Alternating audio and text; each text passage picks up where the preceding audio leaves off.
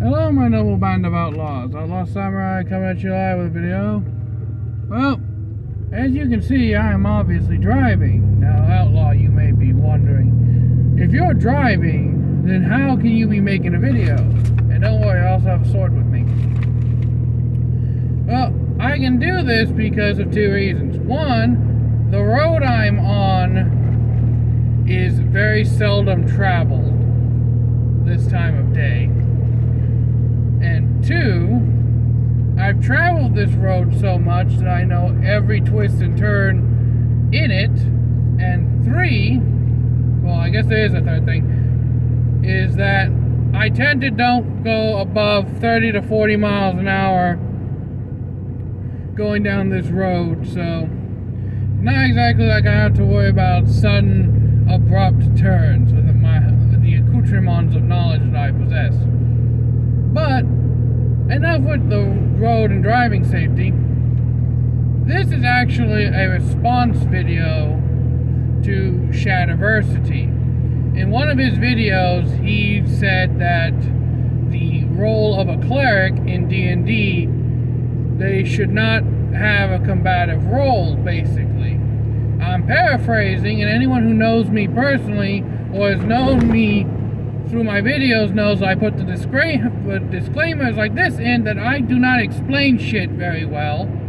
So go and watch Shad's original video for better context.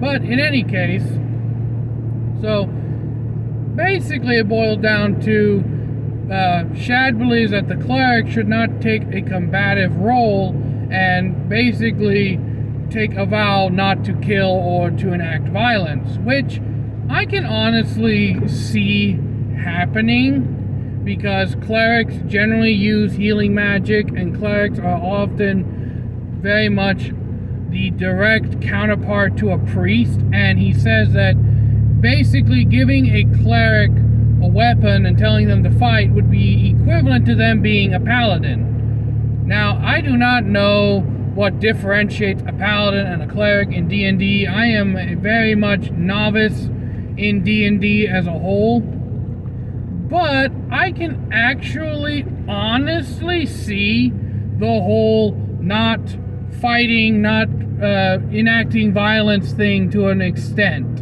And my aunt, Outlaw Wiccan, also agreed with me when I brought up this topic earlier with her, is that she said she could understand it if they never leave the monastery, the temple, the church, whatever the hell institution that they're a part of. Sure, not fighting, not anything, but if they're out in the world, that's a different story.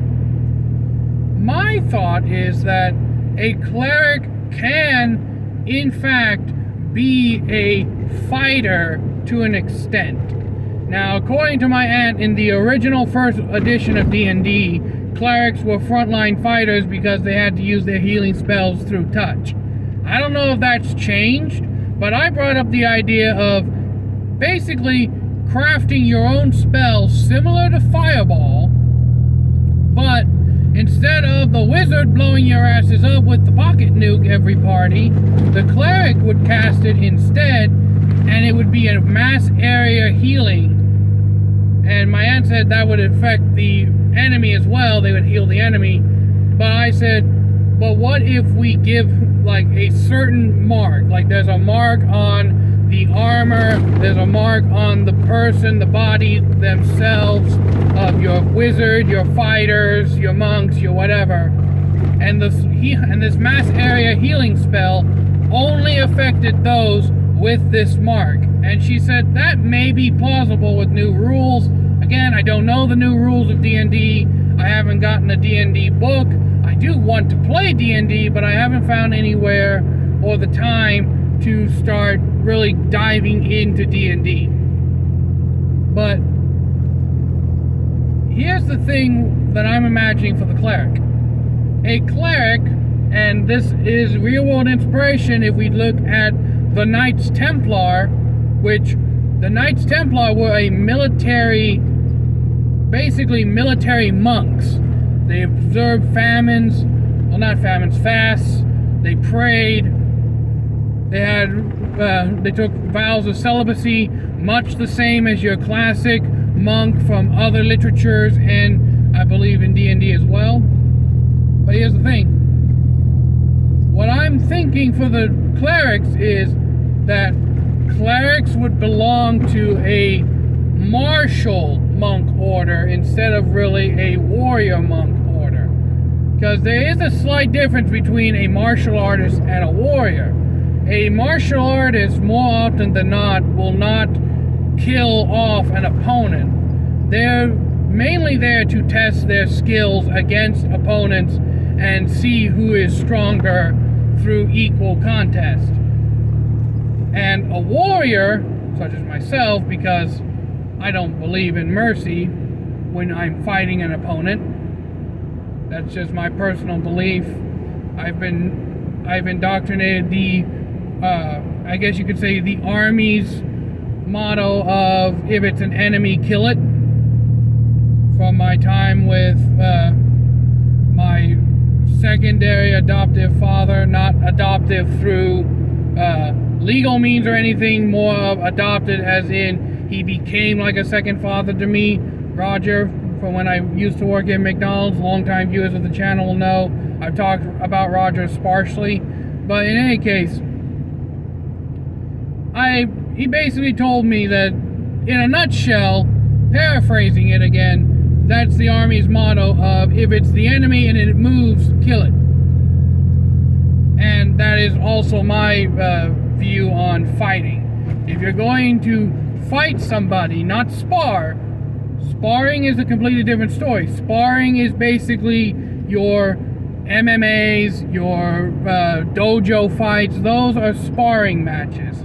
In an actual life or death fight where one person could die on the other, you basically throw honor, integrity, all that out the window and do whatever the hell you need to survive, even if that means literally biting out somebody's throat, which is how I view fighting. But I've gone off topic onto a rant. In any case, the thing I'm imagining for the cleric is this, that they are a martial monk society instead of a warrior monk society like the Templars or military monk, where the monks, they can fight, but they can't kill. Like, they vow not to kill, basically. So, in a party, let's say you're fighting a little horde of goblins or whatever, and the cleric busts out the mace, which maces and clerics I have my own separate feeling about. Not that it's a bad thing, but I'll get to that in a moment. So the cleric busts out the mace, the warhammer, whatever have you, blunt melee weapons basically, and they smack the ever-loving bitch shit out of a goblin. But here's the thing, that goblin is still alive. The cleric didn't kill him. Another party member cleans up after the cleric. Usually a support, in my opinion, like the rogue or the thief. They just walk up to the goblin afterwards and just stab it through the throat or stab it through the temple with a knife and finish it off. Because me personally, if I was in a D&D party and I had the option of my cleric being able to heal me from long range, I'm keeping that motherfucker in the back as fast as possible, because if you're fighting a monster with any level of intelligence above that of a child, they will start to notice that every time the cleric touches somebody, they get back up and are ready to fight again. To an extent, you know, you have your turns, your actions, all that other crap. But honestly, if I was fighting an adventurous party, the first member of the party I'm killing is the cleric. So in my mind, it makes more sense for the cleric to be in the back and kind of just jumping up, healing, and then getting the hell back as fast as possible. So I would have the cleric in the background with another party member, maybe a tank or maybe a rogue, a thief, or a tank, someone to guard the cleric and finish off the enemies that the cleric has incapacitated. Which brings me to the whole cleric and mace thing. I am actually not opposed to a cleric wielding a mace or even a warhammer for that matter. The thing that I would, in my personal headcanon, is that the mace, the reason the mace is so idyllic with the cleric is because the mace looks similar to a magic wand, staff, or scepter. Similar to what the wizard would use. A wizard staff, a wizard scepter. Scepters and staffs can be used interchangeably in a lot of fantasies, where the wizard will pull out their little magic wand, or they'll pull out a whole fucking staff, or they'll have like a scepter on hand that allows them to cast their magic. This, I feel, is the most ideal weapon for the cleric, because the cleric does use magic similar to that of the wizard. Well, not similar to the wizard as in the cleric's not going to cast fireball all of a sudden and kill everything in sight and hit you with that pocket nuke. No, the cleric's magic staff is very much... We've entered the bumpy part of this road, by the way. The cleric's magic staff... The cleric's magic staff... The magic staff that look... The mace... Thank you. The bumps are kind of jostling me. The mace... since it looks like a magic staff, visually makes sense to me, and canonically makes sense. Also, warhammers to an extent, where, especially if the cleric knows other spells aside from just healing, like they have the ability, say, they smash the mace on the ground, or they smash the warhammer onto the ground, and all of a sudden a fissure opens up. Let's say they know, let's call this the fissure spell. And yes, OG Yu-Gi-Oh players will be getting PTSD flashbacks, because there is a spell card in the game called Fissure that even today can be a little bit of a bitch to handle.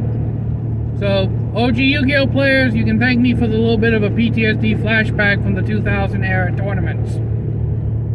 But as I was saying, the ground opens up, giant hole forms, the enemy falls in. This makes sense to me.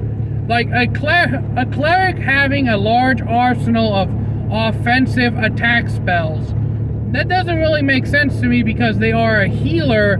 Their whole purpose is to heal the fighters fighting the enemy. But if they have defensive spells, and spells that typically you could theoretically call attack spells, but they're not actually attacking the enemy themselves, they're causing area damage, I feel a cleric could learn, like Fissure, for example, or like a spell that causes a localized mini earthquake. Let's call this seismic shock, for example. And in this very small area, let's say an acre wide area, because I don't know the area damages in D&D spells. Let's say you're on an acre wide area. That's most people's front backyard combined. An acre is large enough for a double wide trailer, a front, back, and maybe even a side yard combined. I know, because my father lives on an acre.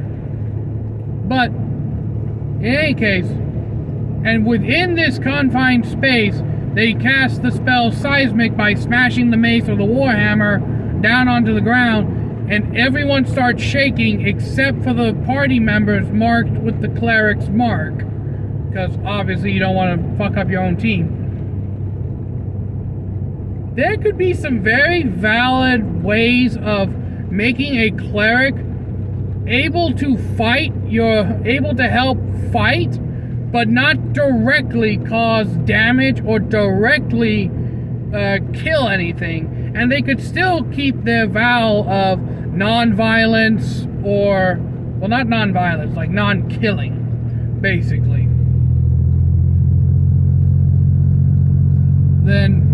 But let me know what you think down in the comments down below, my noble outlaws, if I've said anything useful in my major rambling session, or if I'm just blowing smoke out my ass.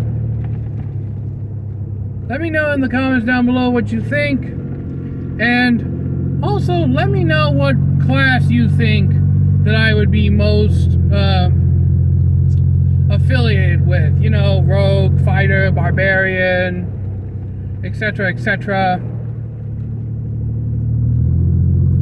Paladin, even. If I was a fucking paladin, I know I'd be an oath breaker. But in any case, let me know down in the comments down below what you think. So until next time, I know we'll bat about laws. All last time, I tell all y'all, be crazy rednecks, be safe, use your weapons. I'm out. Peace. And if you want me to do more driving, talky videos, let me know as well.